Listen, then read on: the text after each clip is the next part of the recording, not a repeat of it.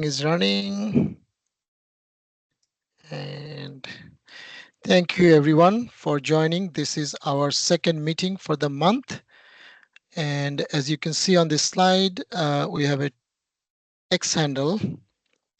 We have an email address and LinkedIn group. And I'm sure you probably know our meetup. That's why you are here. If you want to speak, you have a suggestion, you don't like something, you want us to improve something, send us an email. I do monitor this pretty much every day. We might not respond right away, but we will eventually get to you. As today is the fourth Wednesday, it's the Pacific noon time, and otherwise we meet on second Wednesday too, which is a noon East Coast. Just to be fair to everyone, we swap the times around the year, except 2 Wednesdays. One is for Thanksgiving and one is for Christmas, holidays, New Year, whatever you call. If you don't want to call it Christmas, but we, for holidays we take off. If the speaker agrees, like today, Erin and Drew was kind enough, they gave us permission to record it. This will be uploaded to our YouTube channel. You can go and look at it, watch it later on. And you'll also see our previous sessions, but not all the sessions. If the speaker doesn't agree, we do not record. We are booked for the year, except one. I'm saving that for someone, that you will be very happy or glad if I can bring. Also works at Microsoft. I'm not going to give out the name. Otherwise, we have, the whole year booked. As you can see, there's a lot of Microsoft PMs and engineers are coming. So keep an eye, and sign up. It's free, doesn't cost you anything. PaaS Summit, which I'm excited about, November 4th to 8th. It's in Seattle. It's only in person. So you have to go there. You have to register. These are some of the promotion materials they send me. But what I'm excited about is this user code. I did send it to you an email. You should have it in your email. You can take $150 off if you use this code when you register. I'm not going to talk about these. These are some other most of these are one-day training sessions. It's free of cost. So the one you are seeing here, this session, it will be 30 times, right? So 30, 35 sessions in a day. So look those up. I have the websites on the top.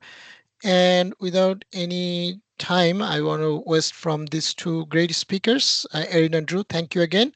So I'm going to stop sharing. I'm going to be muting, and then I'll let Erin and Drew take over. I'm also going to stop my camera.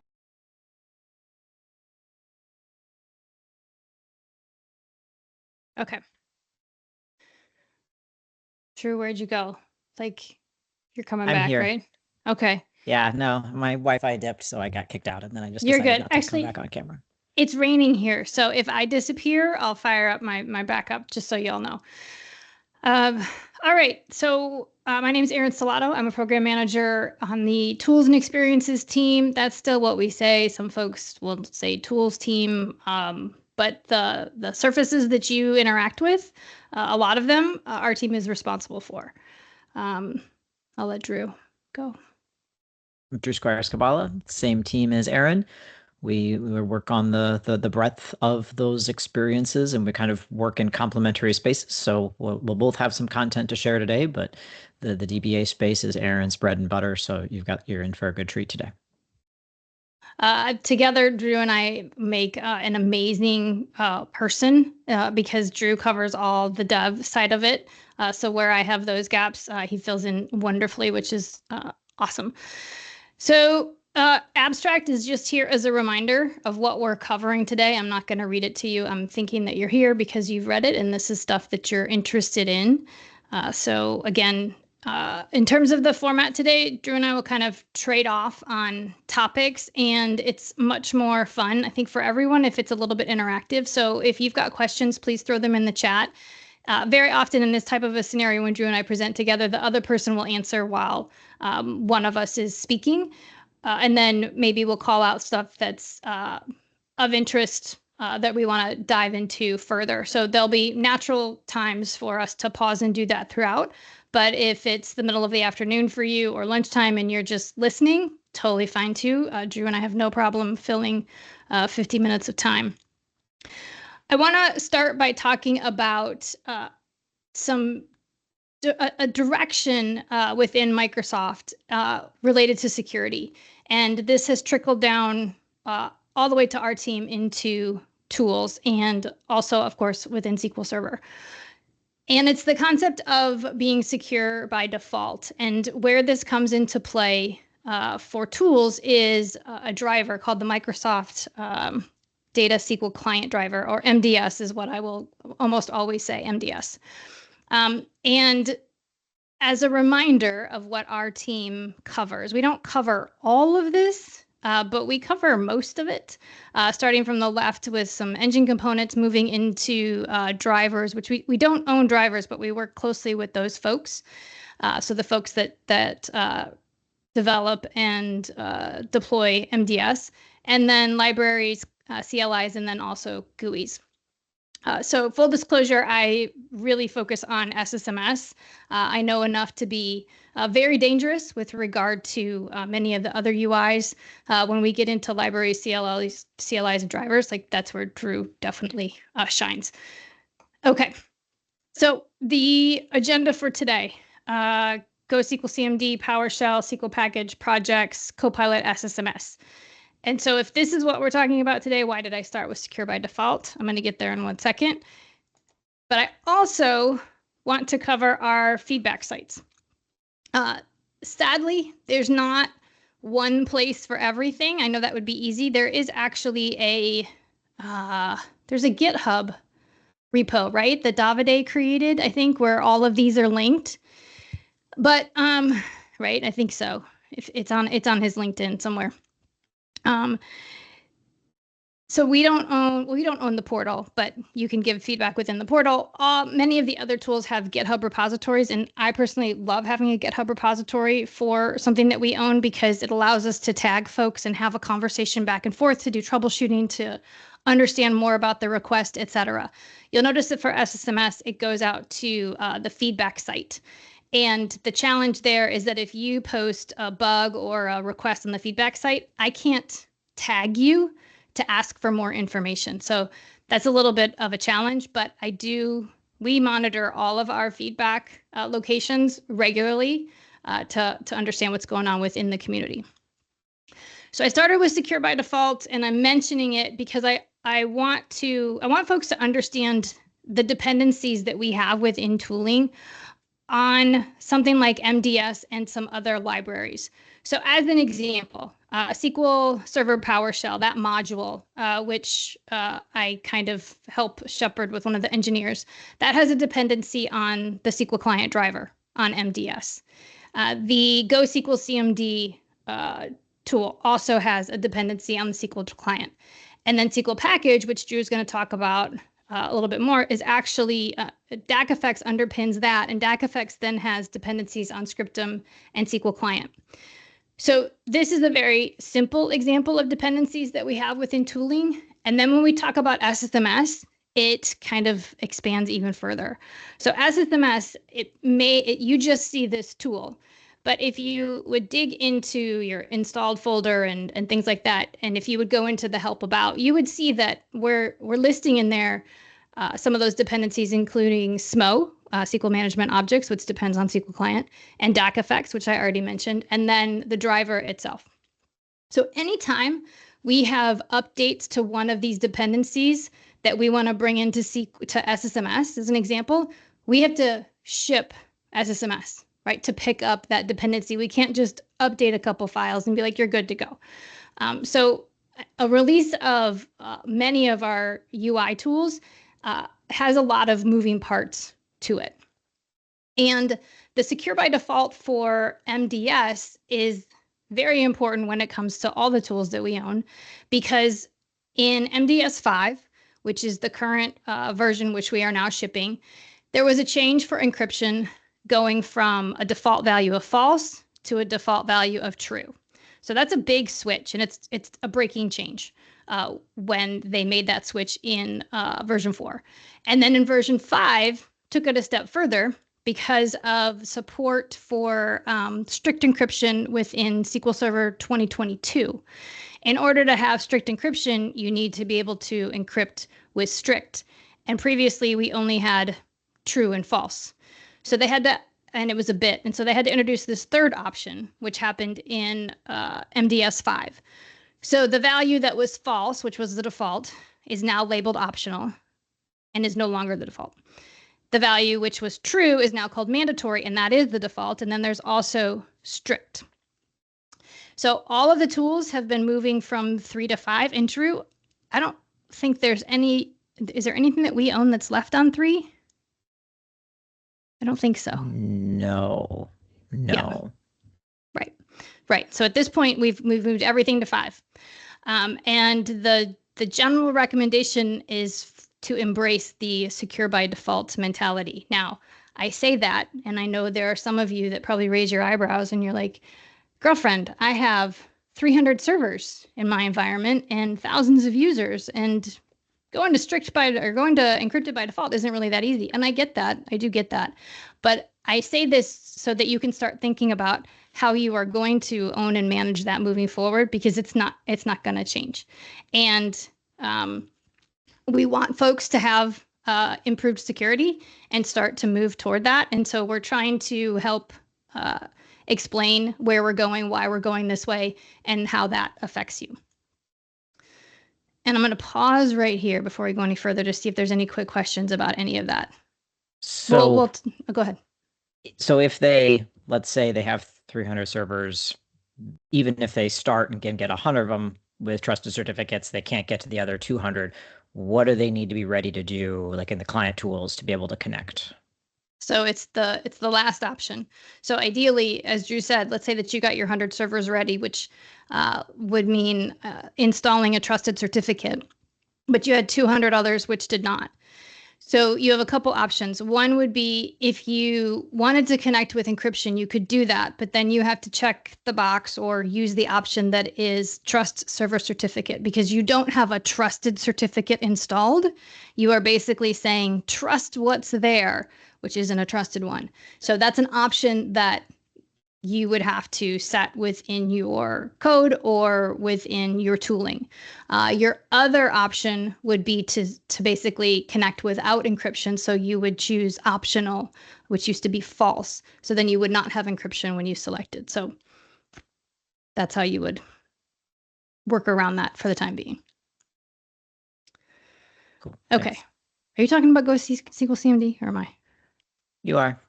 Oh, okay, cool. So I think, when we did this session 2 years ago, did we have this? It was in development, I think. It was in development, but it was not GA. Right. So it has hit version 1. Right. So for folks who are not aware, this is new SQL CMD, and we tend to say Go SQL CMD. Really, it's just a new version of SQL CMD that is written in the Go programming language.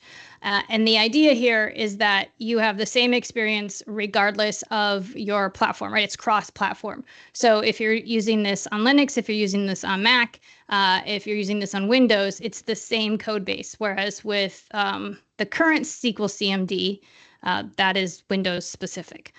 So in addition to being cross-platform, there's improved security within the Go language. And anywhere that you use the OG SQL CMD, that might be a bad thing for me to throw out there, but the original SQL CMD, you can use Go SQL CMD. We're at near 100% compatibility, not quite, right? But we're pretty close. You can install it with various package managers, and it's got support for Entra authentication, and it has some scenarios that don't exist in the OG SQL CMD that can help you do things a little bit faster. So for example, you can do this within like Azure Data Studio VS Code within the command line. So SQL CMD create MS SQL pulls a container down for you for local development. So it's a single line of code. And then if you add an additional option, you can deploy a BAK file for that. And there is also connection profile handling. So you get, Drew, actually, I'm not 100% sure how I would leverage this. Do you remember the connection profile handling? Yeah, so if you let's say you create a container for local development, but then you realize I actually need another instance, you don't have to go through the work of destroying that container and creating a new one. You can have set up multiple containers using GoSQL CMD. So let's say you're testing out an environment where you want to be able to copy SQL agent jobs between servers or something like that. So you're using these containers to play with that. The connection profile handling allows you to tell GoSQL CMD, I want to talk to this container. All right, now I'm switching to a different profile and I'm going to send queries to a different container. So it kind of simplifies managing multiple containers on your machine. Thank you. I would not have said that as well at all. So there is a couple examples out on the AKA site, which I just dropped in there. And there is a question related to feedback, and I will come to that a little bit later on. Okay. So PowerShell. Now, version 22 of PowerShell migrated to MDS5. Secure by default, which we've already talked about, which means it's a breaking change. The current version is 22.2, and it also has its own GitHub repository. So if there are issues or problems that you see within the module, those need to be reported within the repository. Now, what this looks like if you are using PowerShell and you go to connect, right? So this is what it would be, the secure by default in action after you've gone to version 22 and you're trying to connect to, let's say, a SQL 2022 instance. So I'm hoping on my screen this looks terrible, but hopefully this is large enough. Is it or no? How does that read for you, Drew? I have a big-ish monitor. If it's small for folks, you can control plus on the Teams window and it can zoom in. Right. Thank you. So what I want to show here is you'll notice that there's a lot of error. And what I did here in the command is I'm connecting, I'm doing invoke SQL CMD, and then I have a query, which is just basically select name from master.sys.databases, very plain query. And I've passed in my instance, which is my local 2022 instance. So that's all I've done. And it throws an error. And you may have seen this before, which is the certificate chain was issued by an authority that is not trusted. So this is the consistent error, consistent message that you would see in PowerShell, that you would see in Azure Data Studio, that you would see in SSMS. And so what you need to do to address that here is you would pass in the parameter of trust server certificate, because again, it is secure by default. So we're encrypting by default. We're setting encryption to true or to mandatory by default, which means that I would have to pass in the trust server certificate option if I didn't have a trusted cert installed, right? So that's the difference between the first one and the second one. Mandatory by default. You could also, this is also acceptable, exact same syntax, but I added encrypt mandatory. Those two are the exact same thing. The default is that it is encrypt to mandatory. Now, if I didn't want encryption, I'm like, no, I'm not interested in that. Then you have to pass in encrypt optional. So did we get negative feedback for this breaking change? Absolutely. Yes. And Chris, if you have further commentary on that, feel free. But to be fair, we absolutely did. And we also got feedback of, can you change it? Can you change the default to be what it used to be? And our answer is no. It was we could do it technically, but it's a conscious choice on our part not to continue with this wave of secure by default implementation. So if that's not for you, then you can continue to use an older version of SSMS, an older version of PowerShell. But I am hopeful that folks will embrace this and start to make the necessary changes moving forward. And I think if for as much as possible, I'm trying to think of the exception or exceptions, but in every case, we tried to do major version bumps with this change so that folks were kind of aware there are potentially breaking changes. Now, this is not a simple breaking change necessarily, and getting stopped at the door, understand is jarring, but wanting to really push towards secure while not requiring it, definitely making it the first pathway. So yeah, definitely got negative feedback. It did break connectivity to applications. And for developers, this is not fun because they don't want their development environments to have to be hugely secure. Yeah. So we first rolled it out to Drew's point about how it came out with the major version. So it first came out in November of 2022, which was when SQL Server 2022 was released in Azure Data Studio. I think it was 145. I can't remember if that was the release number. I could be off on that, but that's where MDS 5 was first in a tool. And then it took us about 15 months to get it to SSMS. And along that time, right, it moved to PowerShell, it moved to DAC effects, etc. So it wasn't a overnight change, but here we are. All right.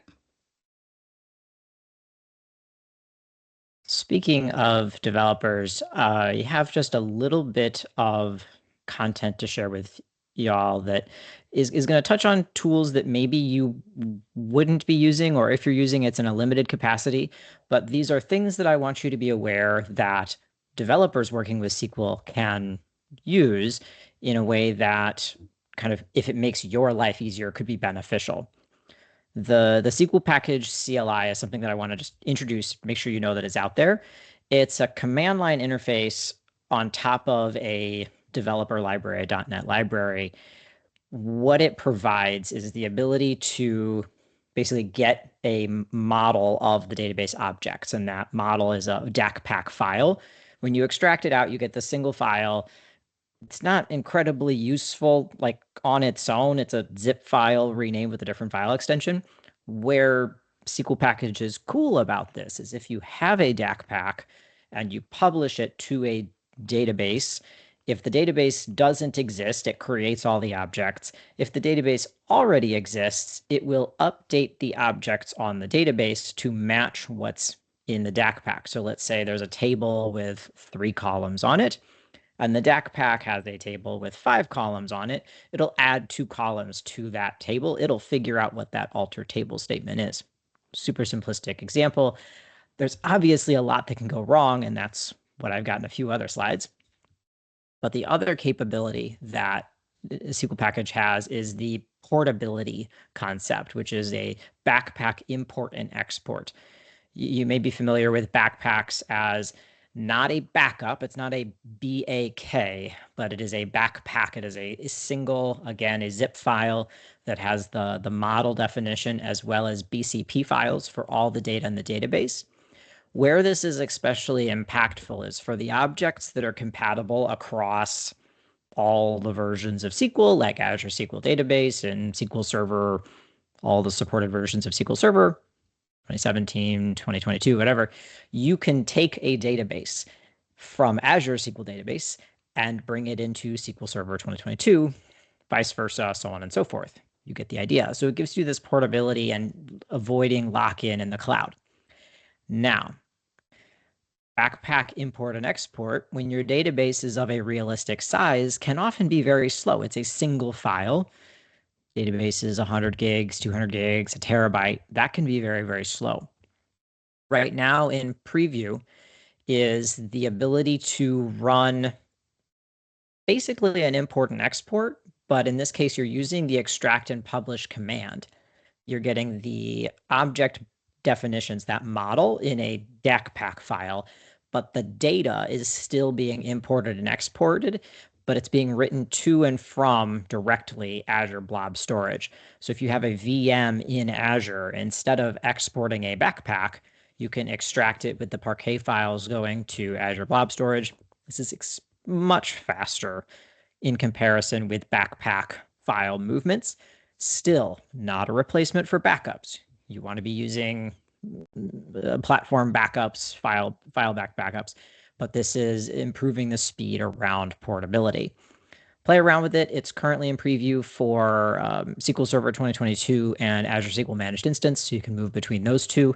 We do have Azure SQL Database on the roadmap, just not out quite yet. The kind of latest releases of SQL package, I mentioned that Parquet import and export.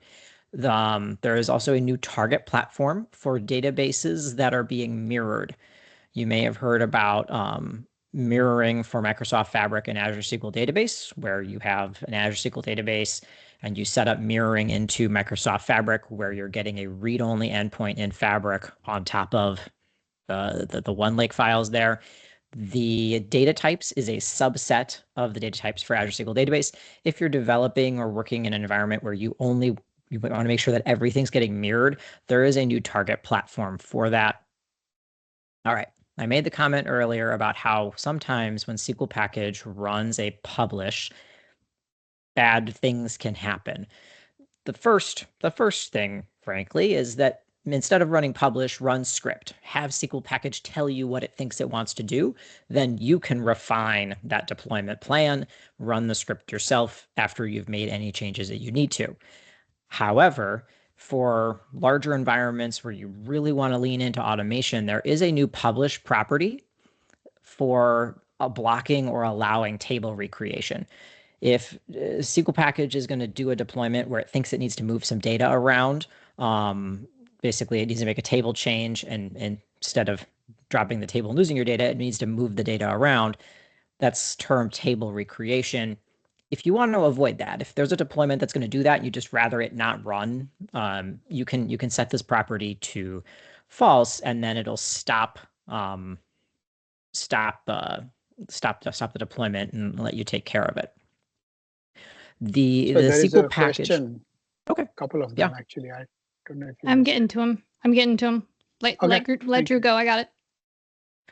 Well, we won't leave anyone in the cold. We promise.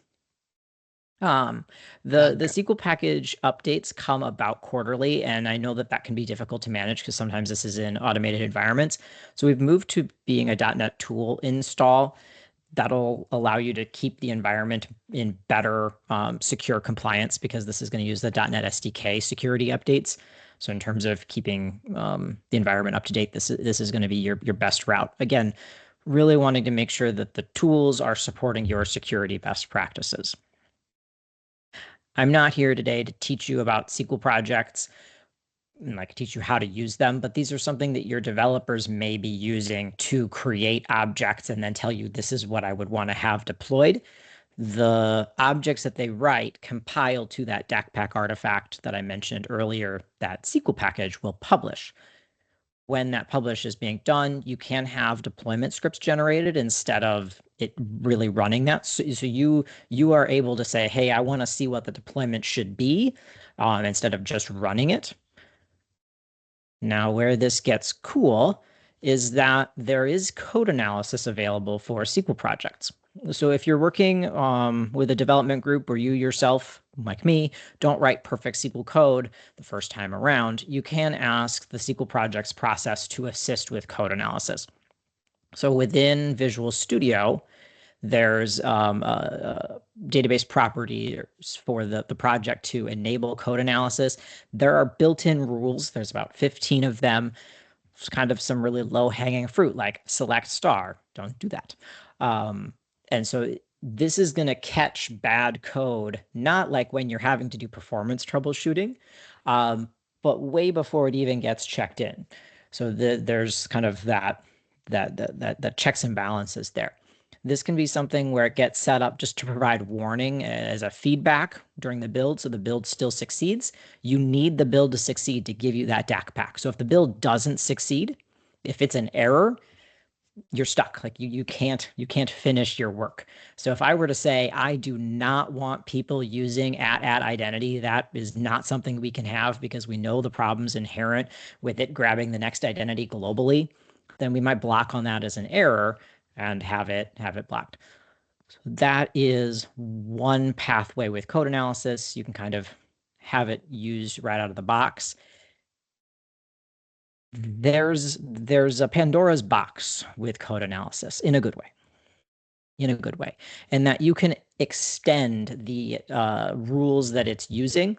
There are community projects that have tons and tons of other useful rules. So again, if you're a developer that tends to do terrible things, or you're working with a team that have some bad habits, you may be able to find rules that'll help break them of that. Now, all of that said, again, not SQL projects is not something that everybody uses by far, but the script DOM script parsing library under the covers provides a whole wealth of capability to be able to parse scripts.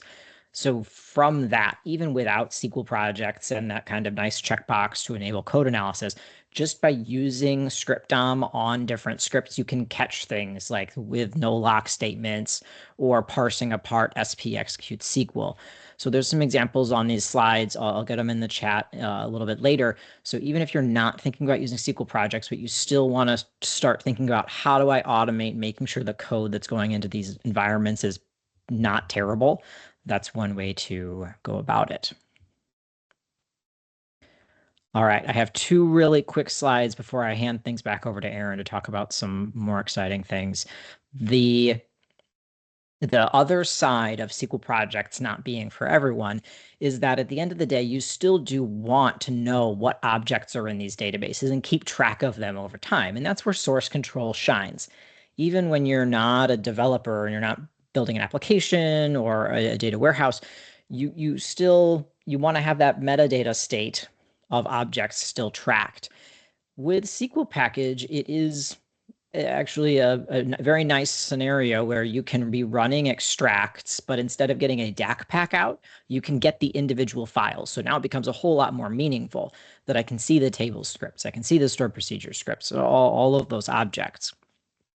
There's a point with automation where you can turn this into a scheduled task where it grabs the scripts out of the database overnight and checks for differences and lets you know. So even within a whole development lifecycle, if you just want to be able to track the database and source control, that is something that you can automate using SQL package. Nice trick to have. The extract target property was added about 1.5 years ago. So this may be something new to your team. The other myth, or the biggest myth I think right now about SQL Server and Azure SQL deployments is that you have to be using Azure DevOps to do them. Fair myth. Azure SQL, Azure DevOps, the names match. Great. You can use SQL package or Go SQL CMD in any environment. So if you're using GitHub Actions or GitLab runners, you can still run these deployments. We do have a SQL action for GitHub. We're about to release a new release, adding some more controls as to how the action is being used. But right now it can help with just-in-time firewall rules. And you can even use it on self-hosted pipeline images. So if you want to have this set up within isolated networks, you can do that as well. That's kind of my whirlwind tour of some of the new developer tools that might be of interest in you and keeping your environment most secure as well as in good health. Erin, I know there was some good chat going on different topics. Was there anything tangentially related to this that we need to touch on? There was not. You're good. Okay, cool. All right. I'm going to step into Copilot really briefly and then hand it over to Erin to talk about all the good stuff within Copilot. The part of Copilot that I want to introduce is kind of the gentle entry to Copilot. This is Copilot that's been around for 2 years now, and this is GitHub Copilot. Maybe the original flavor. And in its initial inception, it was autocomplete, like IntelliSense, but with a little bit more attitude. And now there's also a chat-based interface on the side. It's available in a lot of different development environments, not in SSMS. You'll notice that logo is not on this slide, but VS Code, Azure Data Studio, the JetBrains suite, Visual Studio. You can put it in Vim if you're really feeling up to it. The thing about Copilot is that it's going to work from the context of the files that are in the editor. So It does not have access to your database connection. Start there. So it's not reading the data out of your database, but it is going to read what it knows from the files. So you can do that. Harish put in the chat that Warwick Rudd did a great presentation about GitHub Copilot. Yeah, Warwick definitely knows his stuff with Copilot. He can do some fun things with it. Always check out what other people are doing with Copilot. Everyone's at different points in kind of getting used to working with Copilot as it kind of evolves so rapidly. And that's why what I want to leave you with today is some getting started tips if you haven't been using it much. The first one is that pretend that you're pair programming. I've noticed that managers are often better at working with AI and Copilot than individual contributors. And my hypothesis is that's because managers are used to describing to someone else, hey, I need us to get this done. Whereas ICs are just like, I'm going to just go do this by myself. So when you're working with GitHub Copilot, think of it as like you're sitting next to someone and the two of you have to figure out how to do this together, except for it's GitHub Copilot. So maybe start your how to work on a PowerShell script by starting with a comment that, in this script, we are going to deploy SQL Elastic jobs. With the comments that you're adding, it adds to the context that Copilot has. The other thing that is helpful for Copilot is for you to get specific with your opinions. Even if it is literally just that you put a comment in that I think I want to use the AZ PowerShell module, whatever, let it know what's in the back of your head. It is not a mind reader. Last tip for getting started is just don't feel bad if what it gives you isn't what you want. It also involves not letting it get too frustrating when it's not what you want. As you work with it more, you'll learn how to kind of cater it towards what you're looking for more. But don't feel bad if it's not what you want. It's not that you're wrong. It's that it's AI, artificial intelligence, not intelligence. So definitely do check out using a Copilot in your tasks. I would definitely recommend that DBAs learn Copilot, but I'm not just going to limit it to this GitHub Copilot. I'm going to hand things over to Erin to talk about another Copilot. Right. So I have a question, which is, who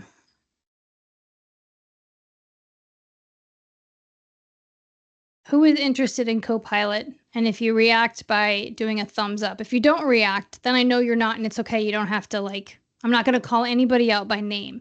I'm just interested in the number. Actually, if you can thumbs up, they'll go by too fast. If you thumbs up the comment that I put in the chat, because that will give me a count, but if they fly by. And if it's not a ton of people, it's totally fine. Drew and I are not here to convince you of anything. It's more of let's make you aware of what options exist. So the most recent Copilot that's available specific to SQL is the Azure SQL Copilot. And it was originally announced back in March at SQL Bits. And it's now in a public preview, which means that it's slowly rolling out across Azure subscriptions. And this includes a set of Azure SQL database skills and also some natural language to SQL, NL to SQL, natural language. So write a select statement that does this, or give me information from this table, converting that to SQL. So if you are in the portal and you don't see it, this is what you're looking for. So you would go to, within your SQL database, you would go to the query editor preview on the left, and you would select that. This dialog would come up. And then in the top right, where I have the arrow, you can launch the inline Copilot. So that's going to be the place for you to do NL to SQL. And you're going to be able to type, give me all the orders for the last month that were more than $10,000, right? And then it will regenerate that query for you. Now, this is right now is specific to Azure SQL Database. And the benefit of this Copilot, the inline query editor Copilot here versus what Drew talked about for GitHub Copilot, is that this one does have context. So I'm gonna sidebar for 1 second and indulge me if y'all don't mind. One of the things about GitHub Copilot is that it needs that information, which Drew mentioned, right? That you have to have the DDL for your tables open, or you have to have that in a script for it to access. And that type of thing works for coding, right? Application coding, because you can open your solution and there's all your files and it has access to that. But for a database, that context isn't the same, right? You don't have a whole set of T-SQL files that define your database that you would point it at. What we need instead is context based on the connection to the database. So that's what you can get with Azure SQL Copilot, in that you can select the tables that are of interest to you, and then it has that knowledge so that it can give you a better result when you use NL to SQL. So again, it might not be available in your Azure subscription right now, but it is coming. Again, there's a gradual rollout like they do for most things in Azure. And then in terms of the chat, so Drew mentioned this also in VS Code, which is a separate extension. There's a different Copilot button, which gives you the sidecar chat within the portal. So that is where you can ask questions about the specific skills, such as, what is my compatibility level, or what is different about compatibility level 150 and 160, or I'm having a performance issue, I have high CPU, what is going on within my database? So the team continues to create SQL specific skills. And again, the value of that Copilot within the context of the database is that it has context about your database, about that you're in SQL, right? There is a Copilot in Azure, full stop. But if you launch that from the blade of your SQL server, then it's going to give you more SQL specific information. So we get a few questions related to kind of the principles for Copilot. And as I just said, right, the responses are grounded in your environment. If that doesn't occur, if you ask a question and it doesn't answer it respective to SQL, to your database, that's feedback that we need to know about. There's multiple players within the Azure environment, multiple databases. And I actually ran into this yesterday when I was playing in VS Code. I asked it to write me a query and it wrote it in Postgres, not in SQL, because it didn't know I was connected to a SQL database. Copilot only has access to what you have access to, and it can only do what you have permission to do. So if you asked it to run a stored procedure and you didn't have access to that procedure, then it wouldn't be able to execute, right? So your permissions, or the user's permissions, are retained as part of the experience. And then this is the question that comes up repeatedly, is what data are you collecting? We're not collecting anything that you don't want us to. So the prompts, the responses, those are not used. We don't take those and store them and use them to train or retrain or improve anything. And actually, there was just a comment about this on a LinkedIn post, and I shared the responsible AI. Microsoft takes and Azure take responsible AI very seriously. For any Copilot, it has to go through a specific process to ensure that we are being responsible with our AI. And when you get a response, you have the choice to send feedback. Now, if you send feedback, you can choose to send the statement. And the more information that you provide, the better we understand what the problem was and how we need to fix it, or what we need to do to fix it. If you just provide feedback that's like wrong answer and we don't know what you asked, there's not a lot we can do with that. Good to know we were wrong, but that's not actionable on our side. So I have a slide coming up that has links for feedback, but a couple FAQs. The cost right now is zero, which is great, in that if you want to try it out, now is the time. That will change at some point. There will be a cost that comes, and there will be announcements related to that. But right now it's free. So if this is something that is of interest to you, now is definitely the time to try it out. If it's not, then no worries, you don't have to. What's supported in public preview? All of the ones that you see listed here. So if you have general purpose, if you're an elastic pool, if you're in hyperscale, serverless, those are all supported. And then copilots for other offerings. This is where some people are interested. Not everybody is, but for those of you who are, we'll be looking at those across the portfolio, and I'll be talking about that a little bit. So if you want to learn more or you want to provide any feedback, there's an AKA-MS link. I'm going to leave these up here for a minute or two. You can send feedback to a specific email address. That email, I promise you, is monitored. I see lots of comments related to things that come through on that. And then there's also a very specific feedback form if you want to provide feedback that way. So I'm going to take a look at the chat. Let's see, Drew answered some of this, right? There's a question that I think you're going to cover. Yeah, when you in talk the about future. SSMS. Yep. Okay, yes. Tony, you're good with, is it Tony that asked what would it be available? Okay, yeah. The other question that you answered. It was about explaining a stored procedure. Mhm. And to be honest, I haven't tried that in the Azure portal with the inline there. But Right, so I that's don't an know if it explain. can- Right, so like there's different capabilities of a copilot, right? One is like document, basically write down what this is doing. Explain is tell me what this is doing. Document would be putting in the comments for the code, right? Explain is kind of a natural language. Here's what it's doing. There's a fix, right? Like something is wrong with this. I want you to fix it. So in the Mark's question of what is it accomplishing, there's a couple things to keep in mind when we start to talk about copilots. One, we have to have the context, right? We have to understand the objects within your system, but we also have to make some type of an inference about what the names of those objects mean.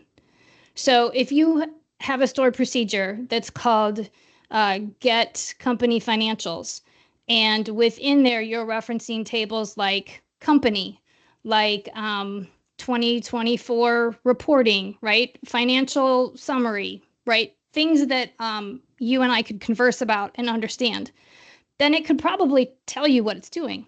But if you have a stored procedure that's called get CFI, company financial info, and if your tables aren't named company, but maybe they're named COMP, comp, which could be compensation or could be company, right? And your financial is fin info, I'm not 100% sure what that means, like, then Copilot initially isn't going to have as good of information. So there's a little bit of a back and forth here, kind of like I don't want to say garbage in, garbage out, because that is a negative term that I'm not trying to associate with object naming.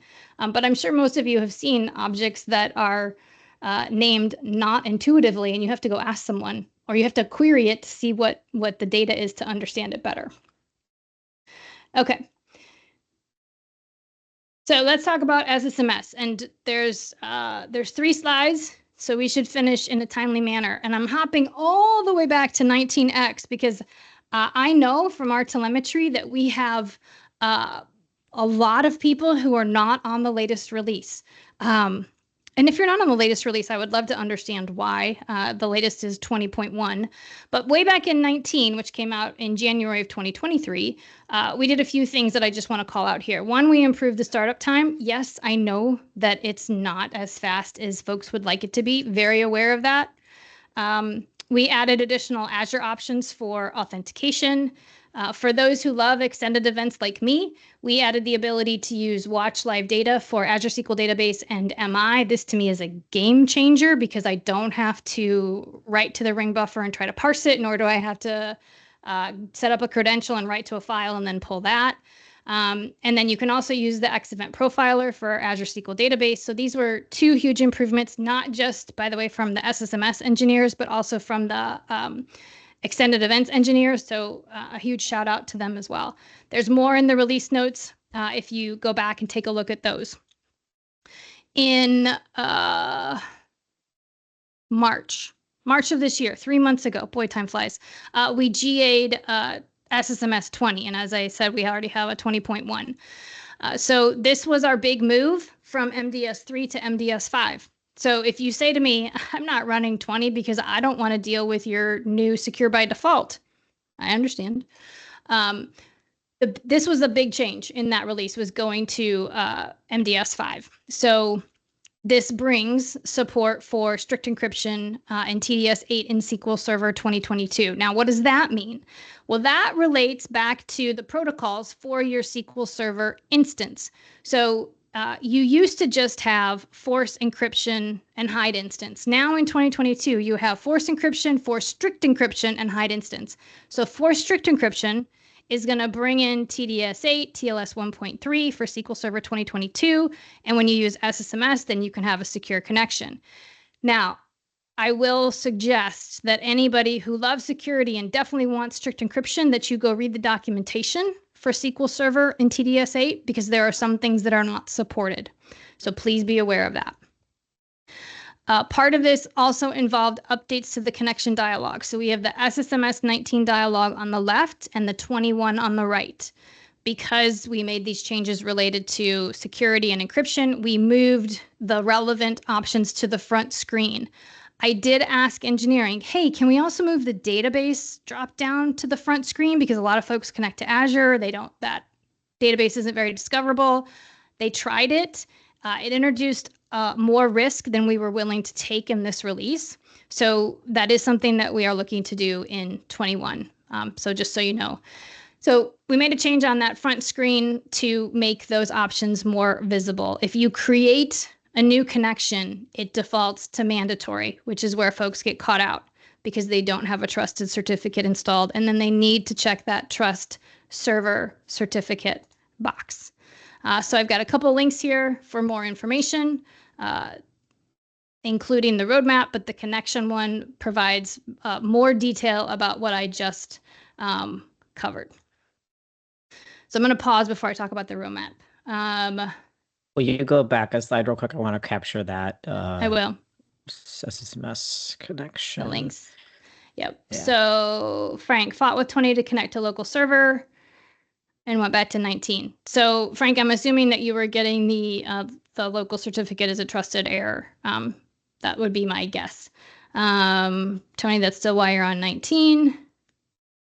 The add-in isn't supported yet. Yeah, a challenge is that any third parties that develop add-ins for SSMS, we're probably a little bit surprised by that.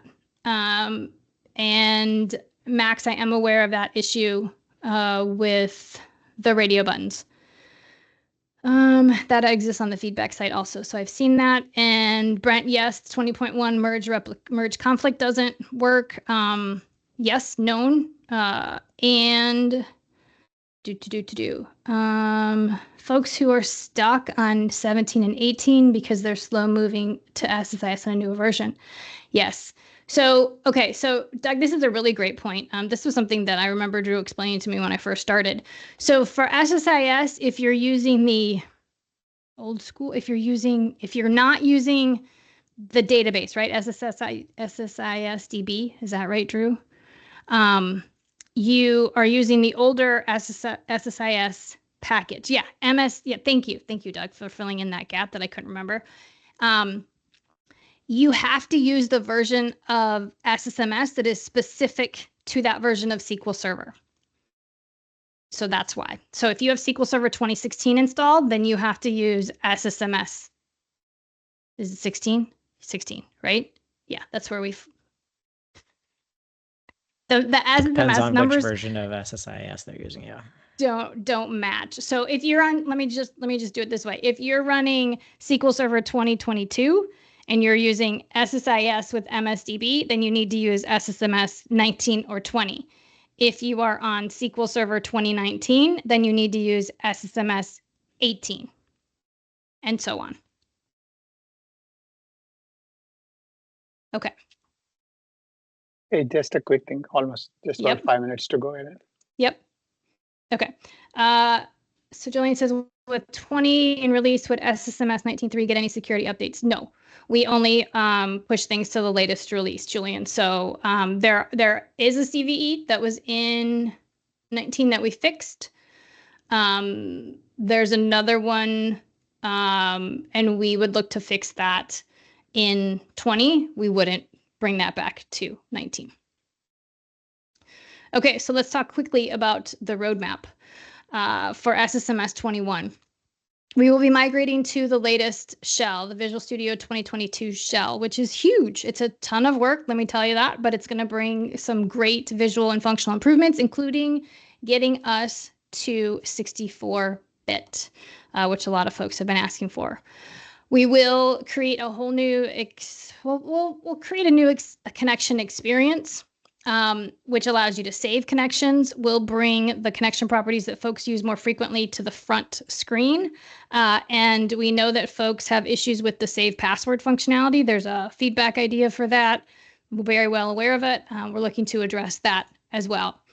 We will have an updated installer so that when we have a new release for a major version, for example, we'll have 21, and that will have an installer, brand new installer. You'll, and it's a bootstrap installer, so you'll download that. You'll pick what you're installing, like your language and all of that, and then it will install SSMS. And then when we have a 21.1, you don't have to download all of that again.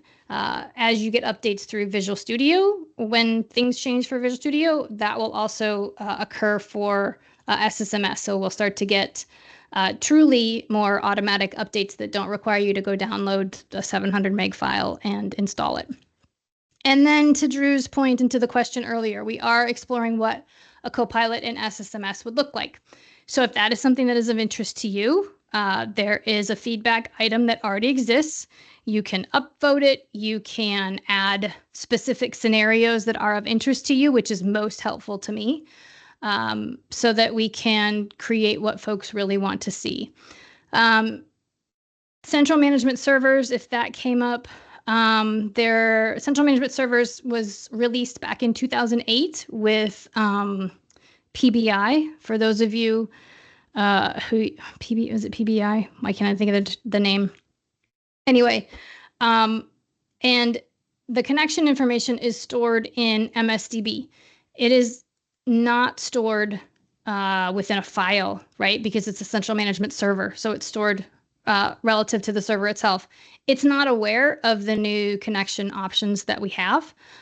It also isn't something that you can set up in an Azure SQL database to support your Azure estate.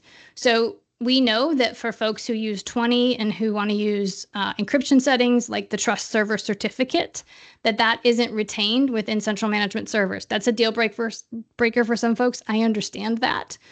We're exploring alternatives because, again, the current solution for CMS doesn't really serve all of our SQL offerings. We're kind of leaving the Azure folks out in the cold.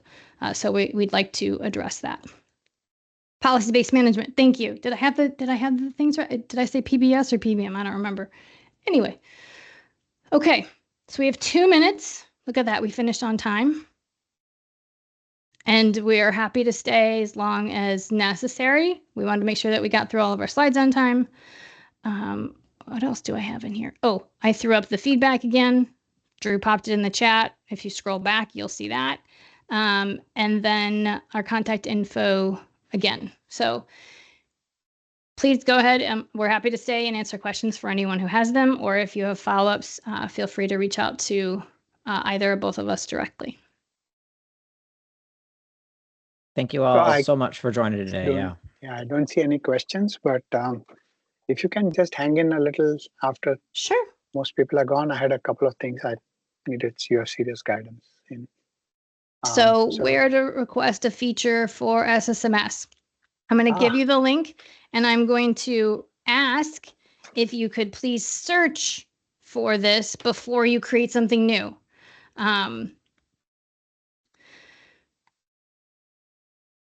But it's the idea site or the feedback site.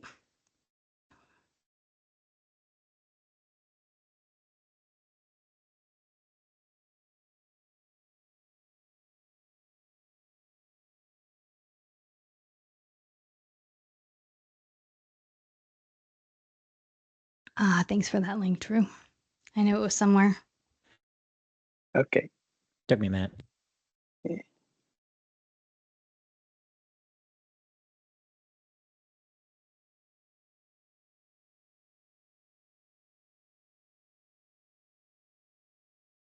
I'm scrolling back through the chat to double check that we haven't missed anything. Please don't be shy to drop more questions in there or retag another one if we missed it.